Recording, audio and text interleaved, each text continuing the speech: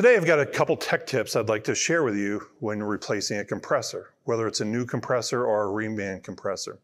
After the compressor's been removed from the box and other stuff is being done, like taking the labels off, getting the compressor ready to install, we're always going to recommend to install it on the nose of the compressor for at least 5 minutes. Now hopefully you've got a clean work surface, it's not going to damage it. But by allowing it to sit in this manner, it's going to allow the oil inside the compressor to run down to that front seal, helping lubricate it. That's going to improve the longevity and the lifespan of this compressor. Now, once the compressor's on the vehicle, we've got the correct oil inserted into the compressor, we're going to recommend rotating that compressor at least 10 times.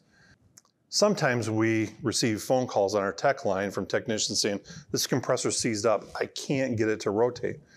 Well, if this is a 10 piston compressor and it's got Teflon seals, you're looking at probably 20 tight seals in there. This is going to be very difficult to turn initially. That's where a technician might want to use a spanner wrench, which is going to help give a little bit of a mechanical advantage to help rotate that compressor, pumping the oil out of the pumping chambers there.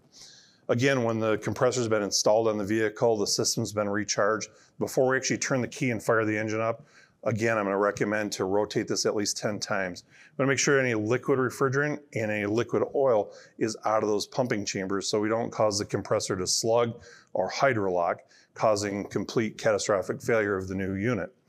So again, once it's mounted, we're going to rotate it at least 10 times. Maybe you got to use a spanner wrench here. When you do start the engine and you engage the compressor for the first time, we're going to recommend that you turn it on or off at least 10 times. What that's going to do is allow that clutch surface to burnish and kind of wear itself in there. Get rid of any oil or debris or paint that may have been on there and make sure that we've got a good, clean contact mating surface there.